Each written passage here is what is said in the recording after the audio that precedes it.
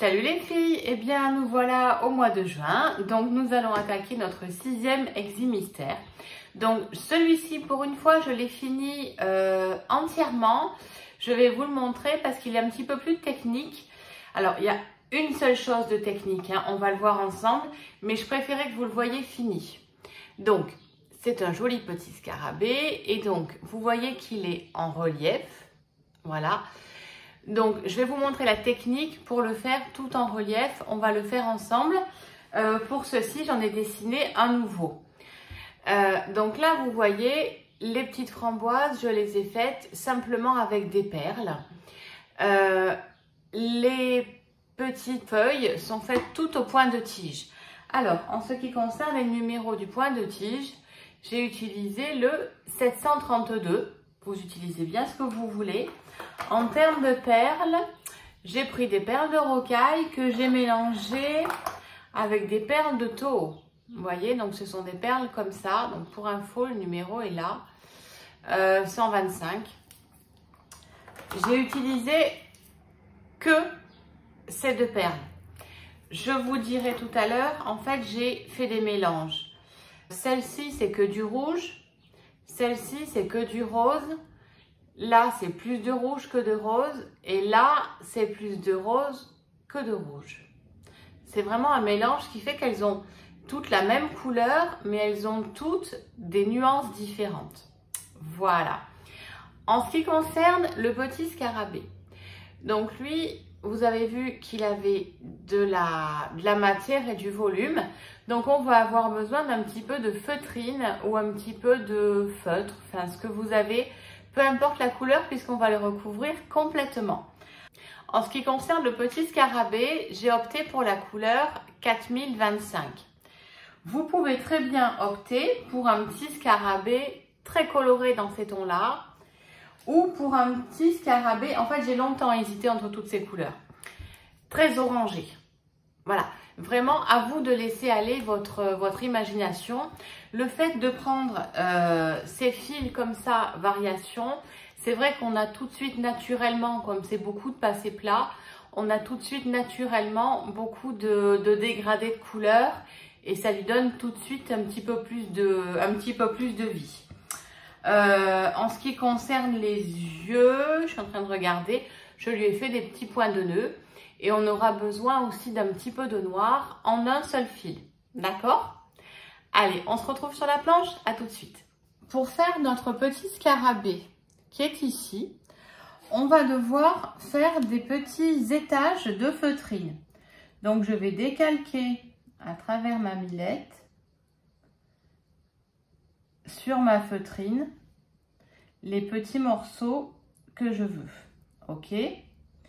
Donc, j'en veux comme ça. Je veux de celui-ci.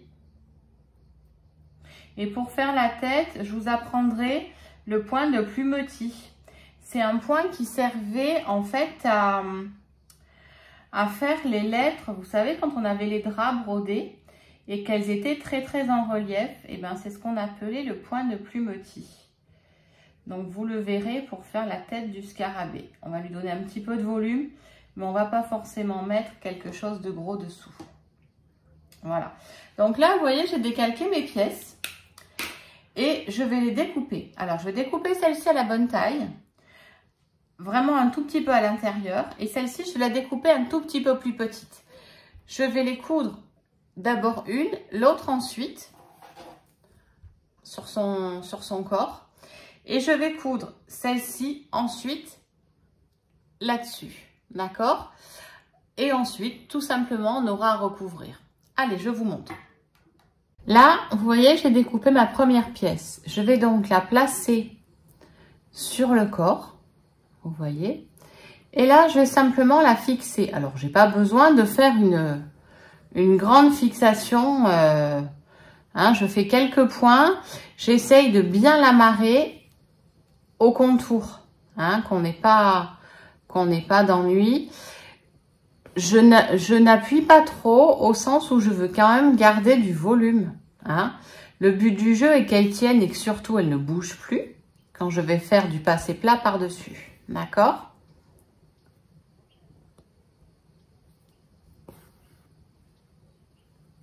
Ok. Je fais le tour. Voilà. Et là, maintenant, je vais lui fixer la suivante. D'accord? Donc, je vais le fixer par-dessus. Vous voyez, j'ai 2 épaisseurs. Donc là, je le tiens, je le centre. Et je vais faire pareil. Bon, la lumière a l'air quand même beaucoup mieux que l'autre fois. Vous me direz. Oui, je pense que vous y voyez bien. Alors, j'amarre le tout. Hop. Vous voyez, pas besoin que les points là soient super réguliers, super jolis, on s'en fiche. Et ensuite, je vais attaquer à recouvrir mon scarabée. D'accord? Alors là, je vais faire du passé plat, tout simplement. Donc, je vais le faire, vous voyez le schéma que je suis en train de faire. Je vais le recouvrir tout dans ce sens-là, d'accord? Tout horizontalement. Et ensuite, je vais venir lui remettre encore du passé plat verticalement, d'accord? Tout simplement pour le recouvrir le mieux possible. Alors, petite technique pour ne pas trop tirer. Vous voyez, je suis passée d'un côté à l'autre. Donc, je ressors de ce côté. Et là, je reviens sur ma toile, mais par le même côté. Je ne sais pas si je me suis bien fait comprendre. Regardez mon geste. Je passe par-dessus. Vous voyez? Et je ressors à l'endroit à côté où j'ai piqué. Ça me sert, primo, à avoir un petit peu plus de fil de disponible. Et deuxio, à ce que mon ouvrage ne soit pas trop tiré et pas trop serré. Vous voyez, je suis rentrée ici. Et là, je vais ressortir juste à côté. OK?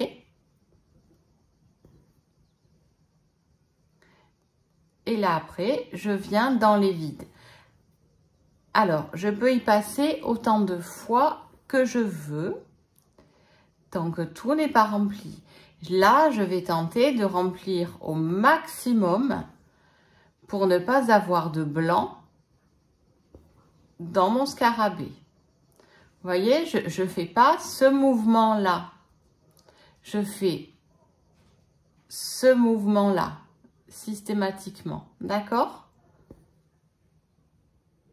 Je rentre en bas, je ressors en bas et je vais en face. D'accord?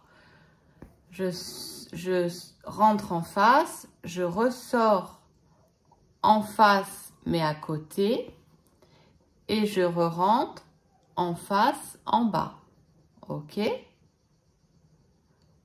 Pareil, je suis rentrée en bas, je ressors en bas et je vais en haut en face. D'accord? Et je vais faire comme ça tout le long tant que je n'ai pas comblé. Alors évidemment, il vous faut beaucoup de fil. C'est pas pour autant qu'il vous faut prendre de grands aiguillés parce que votre fil s'use et ce n'est pas joli. Ça peluche. D'accord? Je le répéterai jamais assez. Hop. Là, j'en ai encore un qui ne se couvre pas.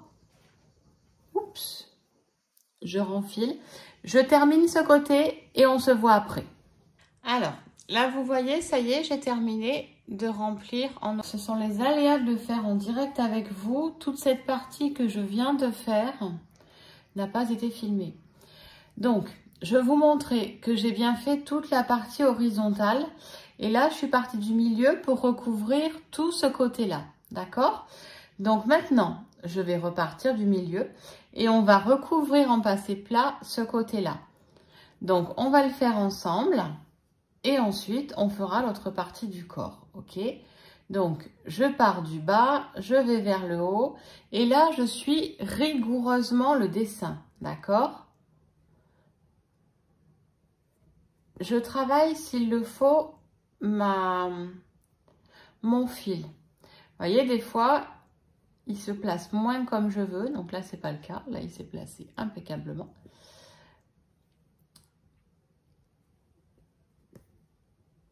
Voilà, là, vous voyez, c'est placé au milieu et je ne veux pas. Donc, je vais chercher une aiguille sans pointe et je vais replacer mon fil là où je voulais qu'il se trouve. Parce que c'est pas lui qui commande, c'est nous. Voilà, et là, je tire. Et je continue mon passé plat. Non, mais c'est quand même pas un fil qui va m'embêter. D'accord? Donc, vous voyez, hop, je vais le pousser un petit peu, qu'il se mette au bon endroit. Vraiment, ça, c'est important de le faire parce qu'on est vraiment sur la couche du dessus. Vous voyez, là, mon fil, il a bougé un petit peu. Donc, je vais vraiment chercher le dessin. Je pousse le fil. Il n'est là que pour la couleur. Et moi, je m'occupe du dessin. D'accord? Et ainsi de suite, jusqu'en bas. Donc là, je me fie vraiment au dessin. Vous voyez, hop, je vais le pousser un petit peu. Là, je m'aperçois qu'il y avait un petit espace. Donc, je vais y reglisser mon aiguille. Et je vais aller la mettre là-haut. Et ça va couvrir mon petit espace. Donc là, je vais arrêter mon fil. Et je vais en prendre un autre. Donc voilà, là, j'ai recouvert en fait en ligne verticale tout le premier corps du scarabée. D'accord? Là, maintenant, je vais aller fixer ma petite pièce qui est ici, s'il arrive à l'attraper. Vous voyez cette petite pièce-là? Je vais la fixer sur le corps, sur le deuxième petit corps. Et on va faire exactement pareil, mais dans le sens inverse. Alors, je vais déjà commencer par le fixer. Ce serait une bonne chose de faite. Je fais tellement attention à la lumière que je suis très très près de l'écran. Vous voyez, donc là, je le mets vraiment à sa place. Et je le pousse un petit peu par là. Je vais le rentrer là-dessous pour qu'il ne bouge plus quand je fais mon passé plat. D'accord? Voilà.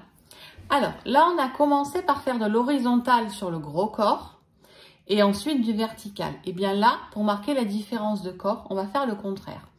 On va commencer par faire du vertical et quand on aura fini, on va le recouvrir à l'horizontal.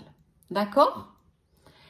Allez, on attaque et après, je finirai, je vous montrerai le final.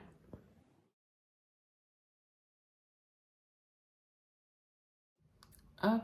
Vous voyez, là, je fais tout pareil. Je mets bien.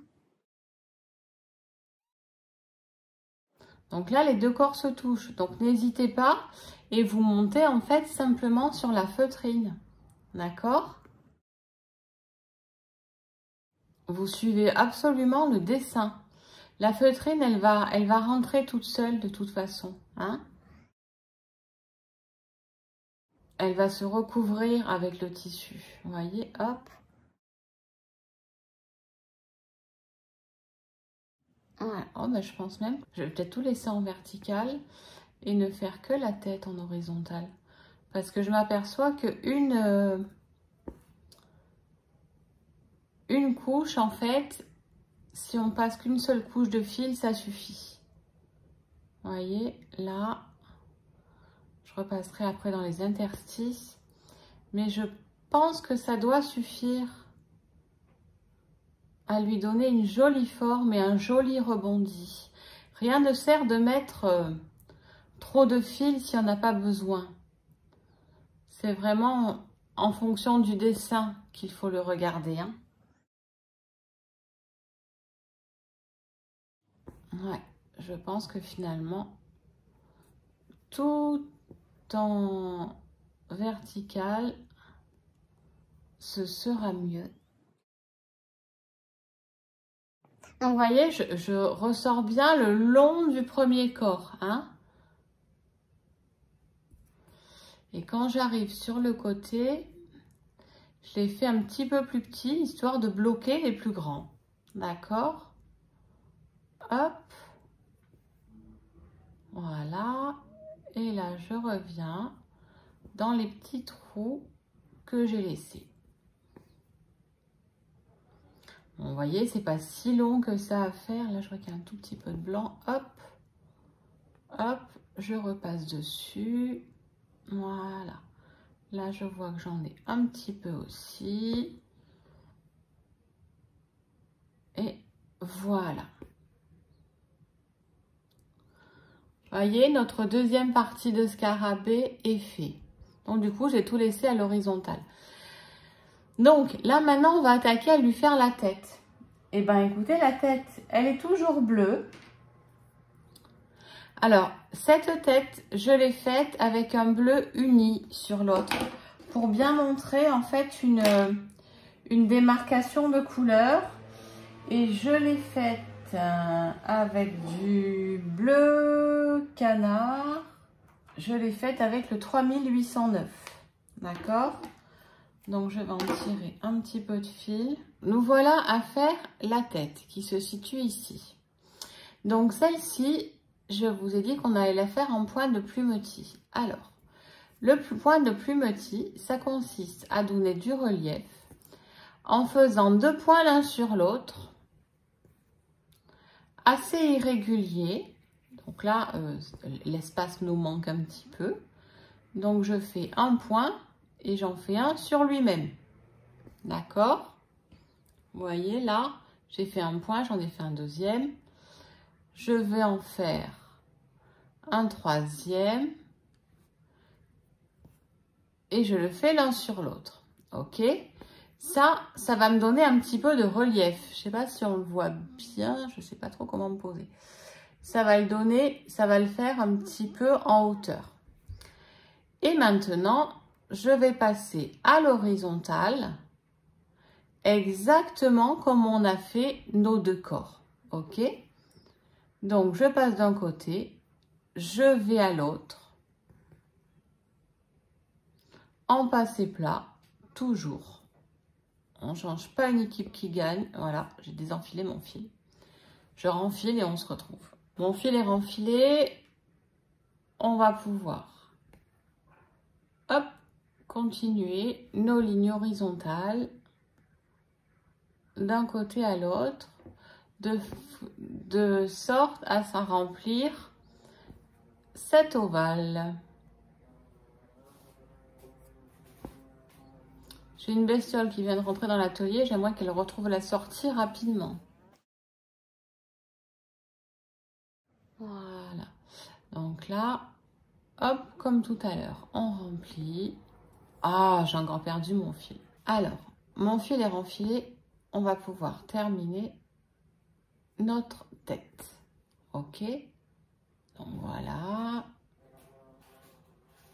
On vérifie que l'ovale soit bien ovale. Comme ça. Et quand je la trouve belle, ce qui est le cas, eh bien, je vais arrêter le fil. Ok? Maintenant, on va prendre un fil noir et on va lui faire ces petites antennes. Donc là, pareil, c'est du passé. Juste, vous suivez le dessin ou vous l'arrangez s'il ne vous plaît pas. Voilà. Et aux yeux, on fait un truc extraordinaire, mais ça, vous le connaissez déjà. C'est un petit point de nœud. Donc, oula, 1, 2, je pique, je descends le long de mon aiguille, et voici un joli nœud. Allez, on fait pareil de l'autre côté. Hop. M'énerve cette bestiole. Je sais pas si vous l'entendez, mais moi, elle me fatigue.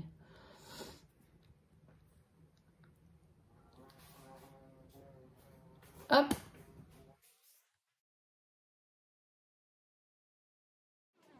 Donc là, je continue, je fais un petit point de nœud.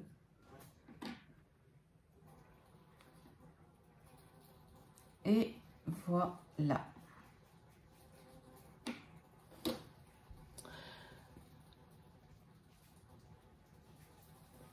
Je l'arrête.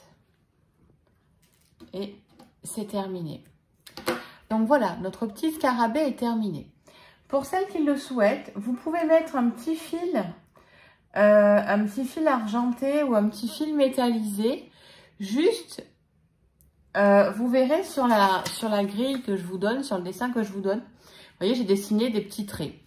Si vous souhaitez faire ces petits traits, vous le faites avec un argenté, un blanc, un doré, que sais-je encore. Voilà.